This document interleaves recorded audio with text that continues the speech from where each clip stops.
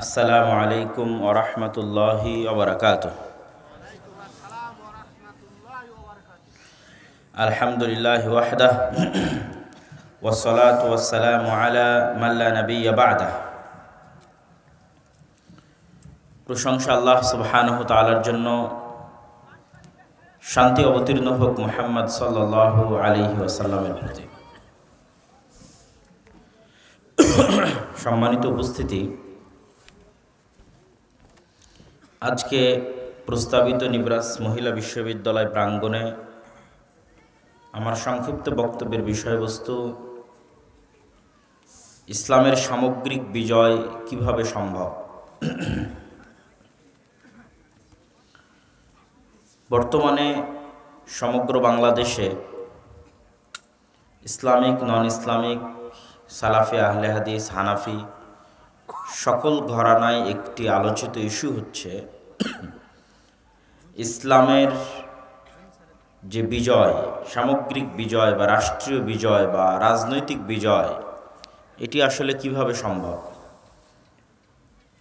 সেক্ষেত্রে কেউ মনে করেন যে গণতান্ত্রিক ভোটের রাজনীতির মাধ্যমেই ইসলামের বিজয় সম্ভব। আবার কেউ মনে করেন যে অন্য আর হয়তো কোনো উপায় আছে, সশস্ত্র সংগ্রাম বা অন্য কিছু, সেটির মাধ্যমে হয়তো ইসলামের বিজয় সম্ভব। বিশেষ করে ইসলামী খেলাফার পতনের পর থেকে গত 100 বছর মুসলমানেরা বিভিন্ন উপায়ে পুনরায় রাষ্ট্র ক্ষমতায় বিজয়ী হওয়ার চেষ্টা করে দেখেছে।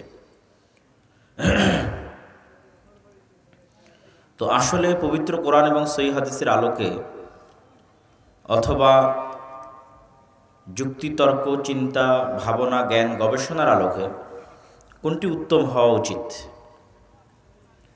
কোনটি আমাদের করণীয় হওয়া উচিত। প্রথমত আপনাদের সামনে আমি তুলে ধরব রাষ্ট্র ক্ষমতা ইসলামের ব্র্যান্ডিং কি। রাষ্ট্র ক্ষমতা ইসলামের ব্র্যান্ডিংয়ের কথা বলতে গিয়ে রাসূলুল্লাহ সাল্লাল্লাহু আলাইহি ওয়াসাল্লাম বলেন, লা তাকুমু সাআহ হাত্তা ইয়ানজিলা ঈসা ইবনে মারইয়াম। ততদিন পর্যন্ত কিয়ামত সংঘটিত হবে না যতদিন না আসমান থেকে মারিয়ামের সন্তান ঈসা পৃথিবীতে নেমে না আসছে।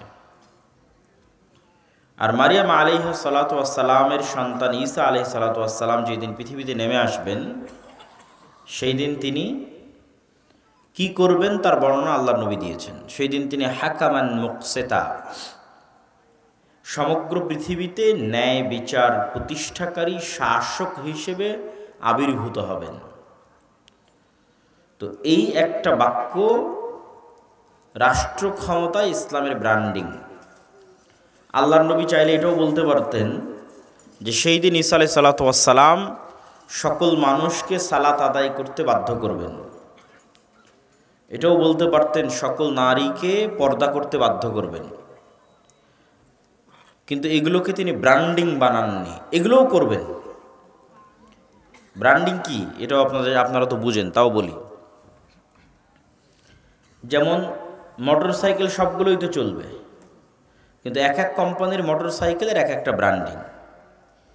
কোনো কোম্পানির মোটর সাইকেলের ব্র্যান্ডিং হয়তো আর স্টাইল, কোনোটার ব্র্যান্ডিং হয়তো কম তেলে বেশি মাইলেজ, কোনোটার ব্র্যান্ডিং হয়তো স্পিড লিমিট অনেক বেশি, অনেক কিছু। এরকম এক একটা জিনিসের এক একটা ব্র্যান্ডিং থাকে, বাট সবগুলোই তো চলবে। ব্র্যান্ডিং কোনটা, মূল ফোকাস কোনটা? তা আল্লাহর নবী বলছেন কিয়ামত ততদিন হবে না যতদিন মারিয়ামের সন্তান ঈসা নেমে না আসছে। আর মারিয়ামের সন্তান ঈসা নেমে এসে কি করবে বলেন তো? সমগ্র পৃথিবীতে কি প্রতিষ্ঠা করবে? ন্যায় বিচার প্রতিষ্ঠা করবে। কি প্রতিষ্ঠা করবে? এটা হলো ব্র্যান্ডিং। কিন্তু আমাদেরকে পাশ্চাত্য মিডিয়া দেখায় রাষ্ট্র ক্ষমতা ইসলাম মানে ওই দেখো নারীদের শিক্ষা বন্ধ করে দিল। রাষ্ট্র ক্ষমতা ইসলাম মানে ওই দেখো দোররা মারা হচ্ছে, ওই দেখো রজম করা হচ্ছে, ওই দেখো গলা কেটে ফেলা হচ্ছে। মানে যত ভীতিকর জিনিস আছে সবগুলো ব্রেনে ঢুকিয়ে দাও, যাতে মানুষ মুসলমান হইলেও যাতে বলে যে না থাক, রাষ্ট্র ক্ষমতা ইসলাম লাগবে না। কিন্তু সে যদি এটা বুঝতো যে বর্তমান রাষ্ট্র ব্যবস্থা তার উপর কি পরিমাণ জুলুম করছে, তার জ্ঞাত এবং অজ্ঞাত উভয় অবস্থায়,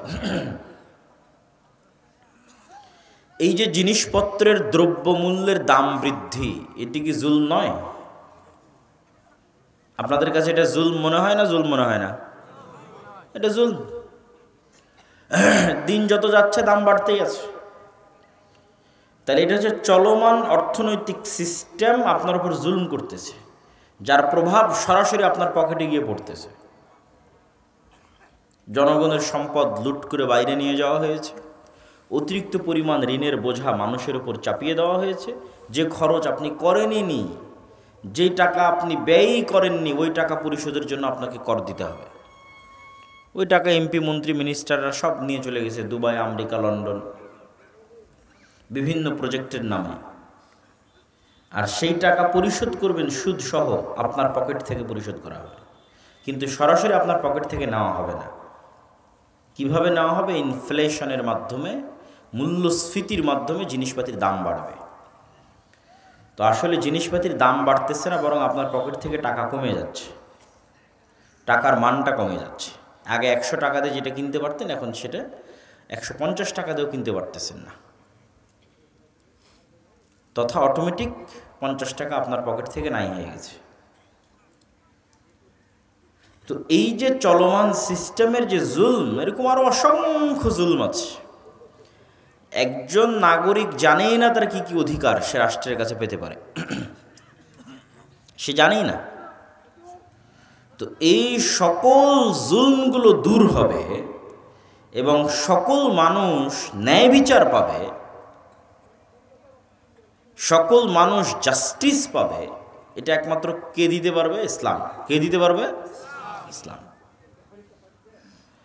ডেমোক্রেসি, গণতন্ত্র ইটসেলফ ইনজাস্টিস। মানে ডেমোক্রেটিক যে সিস্টেম, এই সিস্টেমটা নিজেই ইনজাস্টিস। গণতন্ত্রের পক্ষে কখনোই সম্ভব নয় যে মানুষকে সে ন্যায় বুঝিয়ে দিবে। গত 70 বছরও সম্ভব হয়নি, আগামী 500 বছরও সম্ভব হয় না। সেকুলারিজম, লিবারালিজম, সমাজতন্ত্র, সোশ্যালিজম, এগুলো সব ইনজাস্টিস, অন্যায়। এগুলোর পক্ষে সম্ভব নয় যে মানুষকে ন্যায় বুঝিয়ে দিবে। ইসলাম ইটসেলফ জাস্টিস, ইসলাম নিজেই ন্যায়। রাসূলুল্লাহ সাল্লাল্লাহু আলাইহি ওয়াসাল্লাম যখন আইয়ামে জাহিলিয়াতের যুগে প্রেরিত হন, তখন আইয়ামে জাহিলিয়াত বলতে কি পড়েছেন আপনারা? বই, পুস্তক, বক্তব্যে কি শুনেছেন? নারী সন্তানকে জীবন্ত কবরে পুঁতে দেওয়া হতো। মাদকদ্রব্য, জেনা, ব্যভিচার, চুরি, খুন, রাহাজানির অন্ত ছিল না। একটানা 400 বছর যুদ্ধ চলেছে গোত্রে গোত্রে, একটানা 400 বছর। জেনারেশনের পর জেনারেশন হত্যা করতে করতে শেষ হয়ে গেছে। তাহলে আমরা সমাজে এখন যা অপরাধ দেখছি, তার সবগুলোই জাহেলি যুগে ছিল। হয় এখনকার মতোই ছিল, অথবা এর চেয়ে বেশি ছিল, অথবা আমাদের যুগে বেশি আছে। সেটা সুদ হোক, চুরি হোক, ছিনতাই হোক, ধর্ষণ হোক, হত্যা হোক, খুন হোক, চাঁদাবাজি হোক, যা সব জাহিলি যুগে ছিল। তো আল্লাহর নবী জাহিলি যুগের ওই অন্যায় সমাজে কি দিয়ে ন্যায় বিচার প্রতিষ্ঠা করেছেন? ইসলাম দিয়ে। কি দিয়ে? ইসলাম দিয়ে। কে কালো, কে সাদা, কে কোন গোত্রের, কে কোন বংশের, সকল জাত পাত বর্ণের ঊর্ধ্বে উঠে মানুষকে মানুষ হিসেবে, আদমের সন্তান হিসেবে তার সকল হক বুঝিয়ে দেওয়া, সকল ন্যায় বুঝিয়ে দেওয়ার এক ব্যতিক্রম শাসন ব্যবস্থার নাম হচ্ছে ইসলাম, যার ব্র্যান্ডিং হচ্ছে ন্যায় বিচার, যার ব্র্যান্ডিং হচ্ছে ন্যায়পরায়ণতা। সম্মানিত উপস্থিতি, তো মুসলমানেরা যদি মনে করে যে তাদের রাষ্ট্র ক্ষমতা ইসলাম দরকার, তাহলে আমার ছোট্ট জ্ঞানে, আমার ছোট্ট বুঝে আমি যেটা বুঝি সেটি হচ্ছে, যেখানে ইসলামের ব্র্যান্ডিং ন্যায় বিচার, সেখানে আমি যদি ন্যায়পরায়ণ না হতে পারি, তাহলে আমাকে দিয়ে ন্যায় বিচার প্রতিষ্ঠা হবে? ঈসা আলাইহিস সালাম যদি নিজে অন্যায়পরায়ণ হয়, উনি রাষ্ট্রের ন্যায় বিচার প্রতিষ্ঠা করতে পারবে? পারবে না। তো আমার চিন্তা ভাবনা এবং আমার গবেষণায় বলে যে আমাদেরকে আল্লাহ এখন পর্যন্ত নেতা বানাননি, কেননা আমরা নেতা হওয়ার যোগ্য হতে পারিনি। আমাদের মধ্যে গোলামির স্বভাব বিরাজমান, গোলামি আমাদের রক্তের মধ্যে ঢুকে আছে। সেই গোলামির স্বভাব থেকে বের হয়ে স্বাধীন মানুষ যেভাবে চিন্তা করে, ওই চিন্তা আমরা করতে পারি না, করতে পারিনি। ফলত নেতা হতে পারিনি, নেতৃত্ব দেওয়ার যোগ্য হতে পারিনি। ফলত আল্লাহ আমাদেরকে নেতা বানায়নি। গোলামেরা কি চিন্তা করে? যখন মানুষ জাতিগতভাবে গোলাম থাকে তখন রুজির জন্য মারামারি করতে হয়, রুজির জন্য কাটাকাটি করতে হয়, না হলে তো না খেয়ে মারা যাবে। এটাই গোলামের স্বভাব। আর যারা আগের যুগের মনিব ছিল তারা এটাতেই মজা পেত, যে ক্ষুধার্ত দুইটা মানুষের মধ্যে একটা রুটি ফেলে দিলাম, দুইটা মানুষ কিভাবে রুটি নিয়ে কাড়াকাড়ি করতেছে এই দৃশ্য দেখে মজা। কেননা ওই দুইজন গোলাম, তারা খাদ্যের জন্য মারামারি করতেছে। তো যেহেতু 190 বছর আমরা ব্রিটিশদের গোলাম ছিলাম, মানে আমার রক্তের মধ্যে ঢুকে গেছে টাকার জন্য, খাবারের জন্য, রিজিকের জন্য, রুটির জন্য মারামারি না করলে পাওয়া যাবে না। মারামারি মানে সরাসরি মারামারি বিষয়টা আমি এটা বুঝাচ্ছি না, মিথ্যা বলে হোক, জোর করে হোক, হুমকি দিয়ে হোক, ধোকা দিয়ে হোক, ইন এনি ওয়ে আমার টাকা লাগবে, সম্পদ লাগবে, রুজি লাগবে, রিজিক লাগবে। তো গোলামেরা ছুটছে। এবং এইটা যে আমাদের নেচার, স্বভাব, তার সবচেয়ে বড় প্রমাণ কি জানেন? গত 16 বছর যে জগদ্দল পাথর ছিল, ফ্যাসিজম, সেই জগদ্দল পাথর সরে যাওয়ার পর চাঁদাবাজি, খুন, রাহাজানি, ছিনতাই বন্ধ হয়েছে? বন্ধ হয়নি। কেন বন্ধ হয়নি? আমাদের স্বভাবের মধ্যে গোলামি আছে, ওইটা আমার রক্তের মধ্যে ঢুকে আছে। কেমনে বন্ধ হবে? আর এক দল করেছে, এখন আর এক দল করবে। মানুষই তো সুযোগ দিচ্ছে, মানুষের নেচারই তো ওইটার উপর গড়ে উঠেছে, রাজনৈতিক দলগুলোর স্বভাবই তো ওইটার উপর গড়ে উঠেছে। সম্মানিত উপস্থিতি, তাহলে কি বলছিলাম? যে ইসলামের ব্র্যান্ডিং যখন ন্যায় বিচার, আর আমি ন্যায়পরায়ণ নই, তো আমাকে দিয়ে আল্লাহ ন্যায় বিচারের দায়িত্ব দিবেন? আল্লাহ কথা বলেন না যে দিবে, দিবেন না। এখন মুসলমানেরা তাদের ব্যক্তিগত, সামাজিক, পারিবারিক সকল জীবনে বিশ্লেষণ করে দেখতে পারে যে কি পরিমাণ ন্যায়পরায়ণতার ঘাটতি আমাদের সমাজে আমরা বহন করি। যৌতুকের ভিত্তিতে বিবাহ, ইনজাস্টিস, অন্যায় মুসলমানেরা করে। নিজের বোনকে পিতার সম্পত্তিতে সম্পদ ঠিকমতো বুঝিয়ে না দেওয়া, ইনজাস্টিস, অন্যায় করে। পিতামাতার অবাধ্য হওয়া, ইনজাস্টিস, অন্যায়। পিতার কাছ থেকে ভাইকে না জানিয়ে, বোনকে না জানিয়ে সব সম্পত্তি লিখে নেওয়া, ইনজাস্টিস, অন্যায়। ওসি, ডিসি, এসপি, মন্ত্রী, মিনিস্টার, প্রিন্সিপাল, সাব রেজিস্ট্রার নিজ নিজ পদে প্রত্যেকটা স্বাক্ষরের পিছনে অন্যায় অর্থ ভোগ করতেছে। আবার আজান হলে উঠে গিয়ে নামাজ পড়তেছে, আবার ওই অন্যায় অর্থের টাকা জমা করে হজে চলে যাচ্ছে। তো এই সাব রেজিস্ট্রার, এই এসিল্যান্ড, এই ওসি আল্লাহর ক্ষমায় অথবা মানুষের ক্ষমায় জান্নাতে যেতে পারবে কি না সেটা ভিন্ন প্রশ্ন, কিন্তু এতটুকু নিশ্চিত থাকেন তাকে দিয়ে আল্লাহ কখনো ইসলাম প্রতিষ্ঠার যোগ্য মনে করবে না। তাকে আল্লাহ কখনো নেতৃত্ব দেওয়ার যোগ্য মনে করবে? যোগ্য মনে করবে না। যেহেতু ইসলাম মানে, ইসলামের রাষ্ট্র ক্ষমতা, ইসলামের ব্র্যান্ডিং কি? জাস্টিস, ন্যায়পরায়ণতা। তাহলে ওই মানুষটা তার বোনের সাথে ন্যায়পরায়ণতা করতে পারেনি। হতে পারে নামাজি, হাজি, সে তার বাবা মায়ের সাথে ন্যায়পরায়ণ নয়, তার স্ত্রীর সাথে ন্যায়পরায়ণ নয়, তার প্রফেশনাল লাইফে ন্যায়পরায়ণ নয়। বাংলাদেশের প্রত্যেকটা স্কুল, কলেজ, ইউনিভার্সিটির টিচারেরা হয় দেরিতে আসেন, হয় অনুপস্থিত থাকে, এবং কোনো প্রকার দায়বদ্ধতা নাই। মানে সে তার নিজের পদের জায়গায়, প্রফেশনাল লাইফে সে একজন অন্যায়পরায়ণ মানুষ। এই মানুষগুলোকে যদি আল্লাহ রাষ্ট্রের দায়িত্ব দিয়ে দেয়, তো এরা তো গত 16 বছর যা দুর্নীতি হয়েছে তার চেয়ে বেশি দুর্নীতি করবে। এটা কি বিশ্বাস করেন? এটাই বাস্তব।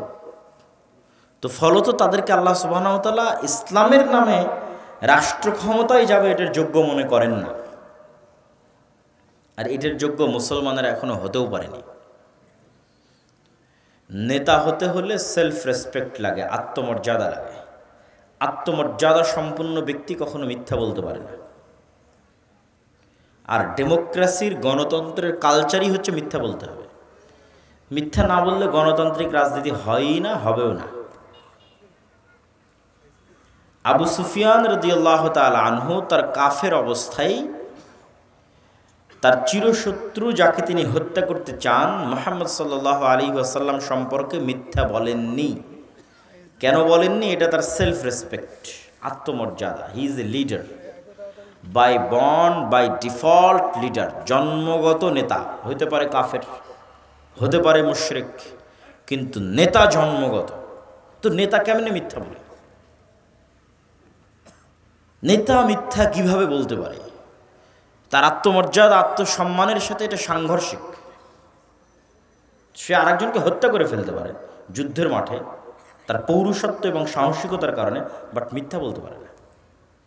মিথ্যা বলা মানে নেতৃত্বের যোগ্যতা শেষ। এখন আপনি মুসলমানদের কাছে ফিরে আসেন। মুসলমানের কাছে সবচেয়ে সহজ পাপ হচ্ছে মিথ্যা বলা। সকাল সন্ধ্যা উঠতে বসতে, খেতে চলতে ফিরতে, কর্মক্ষেত্রে, কাজে, ব্যবসা বাণিজ্যে, সকল জায়গায় মিথ্যা। মিথ্যার উপর দিয়ে আমাদের জীবনটা পরিচালিত হচ্ছে। জন্ম নিবন্ধনের জন্ম তারিখ থেকে শুরু করে, সার্টিফিকেট থেকে শুরু করে, প্রত্যেকটা ধাপে ধাপে আমরা কিসের উপর প্রতিষ্ঠিত আছি? মিথ্যার উপর প্রতিষ্ঠিত আছি। তাহলে কি আল্লাহ আমাদেরকে দিয়ে ইসলামকে রাষ্ট্র ক্ষমতার দায়িত্ব দিবে? আমাদেরকে দায়িত্ব দিলে তো আমরা সাবেক প্রধানমন্ত্রী এবং তার যে 16 বছরের শাসন ছিল তার চেয়ে বড় দুর্নীতিবাজ হবো হচ্ছে আমরা। অবশ্যই যতই বড় নামাজি, তাহাজ্জুদ গুজার হন না কেন, মিথ্যা আমাদের রক্তের মধ্যে ঢুকে আছে। সুতরাং আমিও রাষ্ট্র ক্ষমতায় গেলে আমিও দুর্নীতিবাজ হব, এটাই ঠিক। এই জন্য আল্লাহ কখনো আমাকে ইসলামের নামে রাষ্ট্র ক্ষমতা দিবে না, ইসলামের দুর্নাম হয়ে যাবে। এবং ইউরোপ এবং আমেরিকায় গিয়ে এই জিনিসটা আমি আরও ভালো রিয়েলাইজেশন করেছি যে মুসলমানেরা কী পরিমাণ মিথ্যা বলতে পারে। পুরো ইউরোপের যাত্রাটা মুসলমানের মিথ্যার উপর দিয়ে পরিপূর্ণ। অনেক হয়তো ইউরোপ আমেরিকায় বসবাসরত ভাইয়েরা মনে কষ্টও পেতে পারে, কিন্তু এটাই সত্য যে আমাদের ইউরোপ আমেরিকার প্রবেশ থেকে শুরু করে, ইনকাম থেকে শুরু করে, অতিরিক্ত সরকারের কাছ থেকে বেনিফিট নেওয়া থেকে শুরু করে, অ্যাসাইলাম থেকে শুরু করে, ইচ অ্যান্ড এভরিথিং মিথ্যার উপর দাঁড়িয়ে আছে। কিন্তু সে মুসলমান, হাজি, নামাজি, উমরাকারী, এভরিথিং। তাহলে এই মুসলমান হচ্ছে গোলাম মুসলমান, কেননা তার নেচারের মধ্যে গোলামি আছে।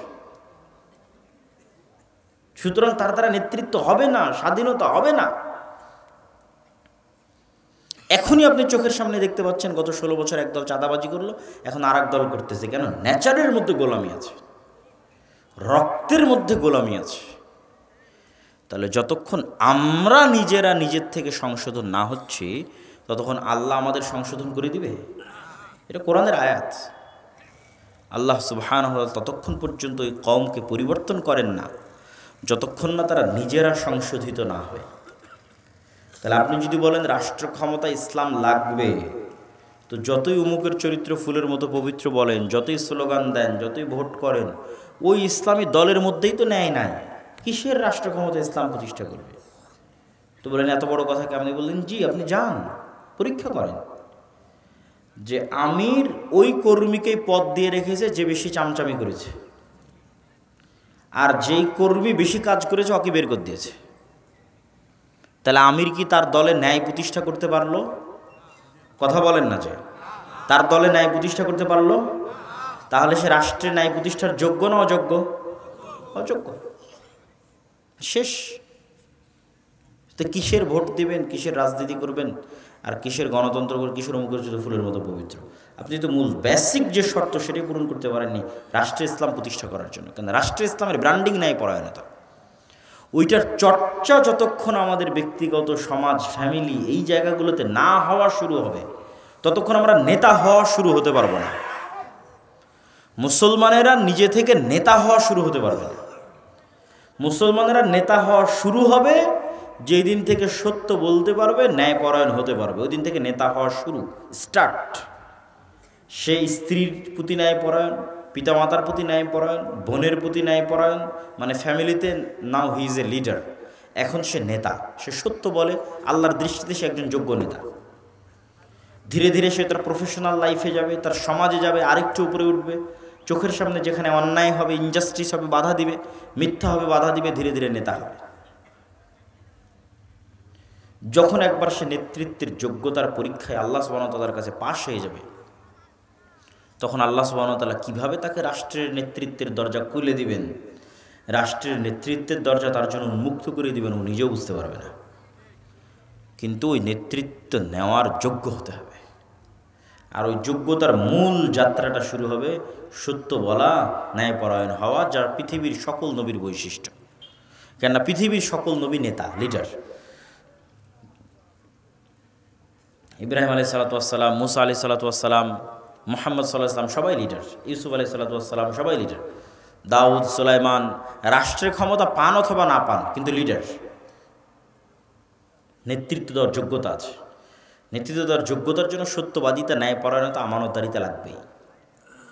সেটা শিক্ষা প্রতিষ্ঠান হোক, মসজিদ হোক, মাদ্রাসা হোক, ইসলামী দল হোক, সংগঠন হোক, আপনি যে পেশায় আছেন সেই পেশা হোক, ডাক্তারি হোক, ইঞ্জিনিয়ারিং হোক, এসিল্যান্ড হোক, সাব রেজিস্ট্রার হোক, টিচার হোক, স্টুডেন্ট হোক, স্বামী হন, পিতা হন, ন্যায়পরায়ণতা লাগবে। পিতা হিসেবে আপনি আপনার সন্তানকে কতটুকু আদর করবেন, একজনকে বেশি চুমা দেবেন, আরেকজনকে কম চুমা দিবেন, এটাও ন্যায়পরায়ণতা। রাসূল সাল্লাল্লাহু আলাইহি ওয়াসাল্লাম বলেছেন। একের অধিক স্ত্রী থাকবে, উভয় সকলের প্রতি ন্যায়পরায়ণ কিনা, এটাই আপনার ভাগ্য নির্ধারণ করবে কিয়ামতের মাঠে। এই জন্য রাসূলুল্লাহ সাল্লাল্লাহু আলাইহি ওয়াসাল্লাম বলেন, সাবআতু ইউযিল্লুহুমুল্লাহ ইয়াওমা লা দিল্লা ইল্লা দিল্লুহ।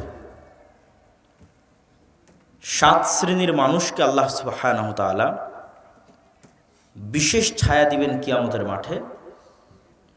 তাদের মধ্যে 1 নম্বর, সর্বপ্রথম যাদেরকে স্থান দেওয়া আছে, সেটা হচ্ছে ইমামুন আদিল, ন্যায়পরায়ণ, দায়িত্বশীল। মানে আর যত নফল ইবাদত আছে সবগুলোকে ছাড়িয়ে গেছে। নফল ইবাদতের মধ্যে তাহাজ্জুদ গুজার আছে, নফল ইবাদতের মধ্যে নফল সিয়াম পালনকারী আছে, নফল ইবাদতের মধ্যে দানবীর আছে, সেগুলোর কথাও সিরিয়ালে আসবে। কিন্তু সবকে ছাড়িয়ে গেছে যে ন্যায়পরায়ণ। এটা সবচেয়ে কঠিন, এটা সবচেয়ে কঠিন। যে মানুষ ন্যায়পরায়ণ হবে তার সমাজে, তার পরিবারে, তার ফ্যামিলিতে, তার প্রফেশনাল লাইফে, এটা সবচেয়ে কঠিন। তো ন্যায়পরায়ণ, দায়িত্বশীল 1 নম্বরে চলে গেছে। আর এটা কেন আল্লাহ এটা আরও ভালোবাসেন? আল্লাহ এটা এই জন্য আরও ভালোবাসেন যে আল্লাহ নিজে ন্যায়পরায়ণ।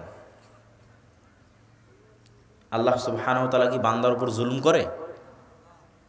আল্লাহ সুবহানাহু ওয়া তাআলা শুধু বান্দার উপর জুলুম করে না এটা নয়, কোনো বান্দা যদি জুলমের শিকার হয়, সেই জুলম তিনি বুঝিয়ে দিবেন, পাল্টা সমাধান করে দিবেন, এটাই তার ওয়াদা। সেটা শুধু মানুষে নয়, পশুতেও যদি জুলম করে থাকে, এটাও কিয়ামতের মাঠে জিরো করা হবে, মিটিয়ে দেওয়া হবে। এই জন্য তো তিনি ন্যায়পরায়ণ, ন্যায় বিচার প্রতিষ্ঠাকারী, মালিক ইয়াউমিদ্দিন, বিচার দিবসের মালিক। ওই দিন দেখা যাবে আল্লাহ সুবহানাহু ওয়া তাআলার ন্যায়পরায়ণতা। এই জন্য আল্লাহ এটা পছন্দ করেন। সম্মানিত উপস্থিতি, তাহলে আমরা যে আলোচনা করছিলাম, ইসলামের সামগ্রিক বিজয়ের জন্য সর্বপ্রথম আমাদের নিজেদের পরিবর্তন হতে হবে। আমাদের রাজনৈতিক বিজয়ের জন্য আমাদের মধ্যে নেতৃত্বের যোগ্যতা নিয়ে আসতে হবে। ইসলামকে রাষ্ট্র ক্ষমতায় প্রতিষ্ঠার জন্য আমাদের মধ্যে ন্যায় প্রতিষ্ঠার চর্চা বাড়াতে হবে। এই ন্যায় প্রতিষ্ঠার চর্চা বাড়ানোর কথা বলতে গিয়ে আরেকটি কথা আপনাদেরকে বলি। আমরা সব সময় মনে করেছি কি, মসজিদ মানে শুধু সালাতের দাওয়াত হবে, সিয়ামের দাওয়াত হবে, ইফতারি হবে। এই টেন্ডেন্সি থেকে বের হয়ে আসতে হবে। মসজিদকে ইম্পাওয়ার, শক্তিশালী করতে হবে। মসজিদ এবং মসজিদের ইমাম এবং মসজিদের কমিটির পাওয়ার বাড়াতে হবে। এটা সম্ভব যদি মসজিদ কমিটি রাজনৈতিক লেজুর বৃত্তির মাধ্যমে তৈরি না হয়। আর যদি মসজিদ কমিটি রাজনৈতিক লেজুর বৃত্তির মাধ্যমে তৈরি হয়, তাহলে জীবনও সম্ভব হবে না।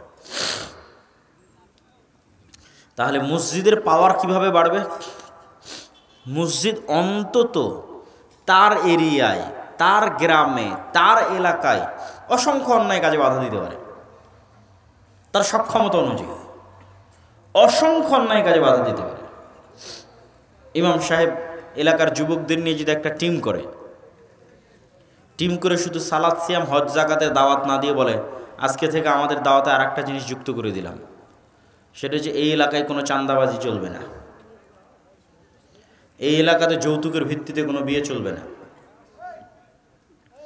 এই এলাকায় পিতার সম্পত্তিতে যতক্ষণ মেয়েকে পূর্ণ হক বুঝিয়ে না দেওয়া হয়েছে জানাজা হবে না। এটা একটা সোশ্যাল মুভমেন্ট, ন্যায় প্রতিষ্ঠা করার জন্য একটা আন্দোলন।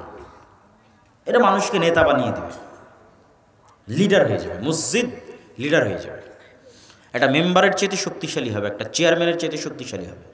এটা অস্বাভাবিক কিছু না, অসম্ভব কিছু না। এবং এইটা করার সুযোগ এখনই, কেননা আবার যখন শক্তিশালী রাজনৈতিক দল ক্ষমতায় আসবে এবং তারা লম্বা সময় ক্ষমতায় থাকবে, তখন আপনি এই ফ্রিনেসটা অনুভব করবেন না। তখন আবার ওই আগের সিন্ডিকেট তৈরি হবে, সিন্ডিকেটের হাতে গ্রাম মহল্লা পর্যন্ত বিচার সালিশ চলে যাবে। আর যদি মসজিদ থেকে শুরু করে দিনী প্রতিষ্ঠান থেকে শুরু করে যুবক, স্টুডেন্টস, তাদের টিমগুলো দাঁড়ায় এইভাবে যে তারা সমাজে ন্যায় প্রতিষ্ঠার জন্য আন্দোলন করবে, সমাজে ইনজাস্টিসকে বন্ধ করবে। যেমন আমাদের বর্তমান সমাজগুলোতে সবচেয়ে বড় ইনজাস্টিস কি হয়? ক্ষুদ্র ঋণ। সবচেয়ে বড় ইনজাস্টিস সুদী ক্ষুদ্র ঋণ। এটা সবচেয়ে বড় অন্যায়, জুলম, অত্যাচার। সুদ মানুষের পায়ে গোলামির জিঞ্জির বেঁধে দেয়।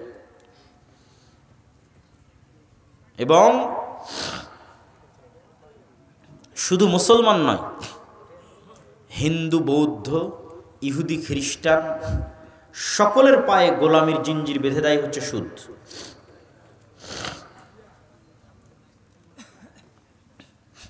তো এই জন্য আমাদের একটা সোশ্যাল মুভমেন্ট, সামাজিক আন্দোলন থাকা উচিত যুবকদের, মসজিদ ভিত্তিক, দিনী প্রতিষ্ঠান ভিত্তিক, যা সমাজে প্রচলিত অন্যায়ের বিরুদ্ধে লড়াই করবে, ন্যায় প্রতিষ্ঠার জন্য চেষ্টা করবে। এবং এইরকম কোনো এক মানুষের মাধ্যমেই যে এরকম ন্যায় প্রতিষ্ঠায় সচল হবে, ন্যায় প্রতিষ্ঠায় সচেতন হবে, নিজে ন্যায়পরায়ণ হবে, এরকম কোনো মানুষের হাতে আল্লাহ সুবহানাহু ওয়া তাআলা রাষ্ট্র ক্ষমতা দিয়ে দিবেন। কীভাবে দিবেন তা আল্লাহ সুবহানাহু ওয়া তাআলা জানেন, কিন্তু এটার চেষ্টা আমাদের করতে হবে এবং এই চেষ্টা করার সুযোগ এখনই।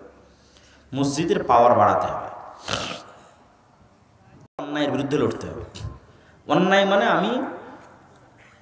আমরা যে গুনাহ এবং পাপ বুঝাই সেটা বলতেছি না, মানুষের সাথে যে অন্যায় হচ্ছে সেটা, মানুষের সাথে অন্যায় হচ্ছে, ওইটার বিরুদ্ধে লড়তে হবে। এবং এটা সহজ, কঠিন কোনো কাজ নয়, এটা উদ্যোগ নিতে হবে, চেষ্টা করতে হবে। আল্লাহ সুবহানাহু ওয়া তাআলা আমাদের তৌফিক দান করুক, বলেন আল্লাহুম্মা আমিন। সম্মানিত উপস্থিতি, আমাদেরকে আরও একটি বিষয় এটির সাথে যেটি আমি যুক্ত করতে চাই, সেটি হচ্ছে শক্তিশালী প্রতিষ্ঠান। শক্তিশালী প্রতিষ্ঠান নাই মুসলমানদের, সমগ্র পৃথিবীব্যাপী নাই, আবার দেশভিত্তিকও নাই। এই জায়গায় ইহুদিরা সবচেয়ে বেশি এগিয়ে গেছে। তারা শক্তিশালী মিডিয়া তৈরি করে ফেলেছে, শক্তিশালী অর্থনৈতিক প্রতিষ্ঠান তৈরি করে ফেলেছে। ফলত তারা চাইলেও পৃথিবী তাদের কাছে জিম্মি, তারা না চাইলেও পৃথিবী তাদের কাছে জিম্মি। তো আপনি দেখবেন যে 5ই আগস্টে হাজার হাজার লক্ষ লক্ষ ভোটার পঙ্গপালের মতো আছে, রাস্তায় আছে। কিন্তু যখন রাষ্ট্রের সরকার গঠন হলো, তখন কাদের সরকার হলো? দেশে যাদের শক্তিশালী প্রতিষ্ঠান ছিল। যেমন বাংলাদেশের সবচেয়ে শক্তিশালী একটা প্রতিষ্ঠান হচ্ছে আর্মি, তাহলে আর্মির সরকার হলো। বাংলাদেশের সবচেয়ে শক্তিশালী একটা প্রতিষ্ঠান হচ্ছে ব্র্যাক, বছরে 12,000 কোটি টাকার লেনদেন হয়। সারা বাংলাদেশের সব মসজিদ মাদ্রাসা মিলে অত টাকার লেনদেন হবে না। তাহলে সে একটা অনেক শক্তিশালী প্রতিষ্ঠান, তার সরকার হলো। গ্রামীণ ব্যাংক একটা শক্তিশালী প্রতিষ্ঠান, তার সরকার হলো। তারপরে প্রথম আলো, ডেইলি স্টার শক্তিশালী প্রতিষ্ঠান, তাদের সরকার হলো। যখনই মূল সরকার সরে যায় তখন ওই দেশে যাদের শক্তিশালী প্রতিষ্ঠান থাকে তারা অটোমেটিক ক্ষমতায় চলে যায়। আর আপনার যদি এরকম পঙ্গপালের মতো কোটি কোটি ভোটার থাকে তবুও কোনো দাম নাই। ভোট দেওয়াটা তো মূলত বা ভোট চাওয়াটা তো মূলত গণতান্ত্রিক দেশে বসবাসরত মানুষের মনকে বুঝ দেওয়া,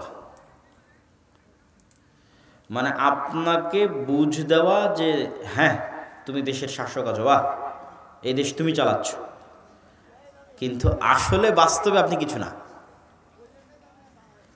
যদি বাস্তবে আপনি কিছু হতেন তাহলে অন্তত বড় বড় সিদ্ধান্ত নেওয়ার আগে সরকারেরা বলতো ঠিক আছে গণভোটের আয়োজন করা হোক, দেখি জনগণের পক্ষে আছে না নাই। কিন্তু গণভোটের আয়োজন করা হয় না। তাহলে আপনি কি শুধু আপনার ভোটকে ব্যবহার করে একজন ক্ষমতায় গেল, 5 বছর আপনার হাতের কিছু নাই। সে আপনার মন মতো করলেও সে আপনার নির্বাচিত প্রতিনিধি, আপনার মন মতো না করলেও সে আপনার নির্বাচিত প্রতিনিধি।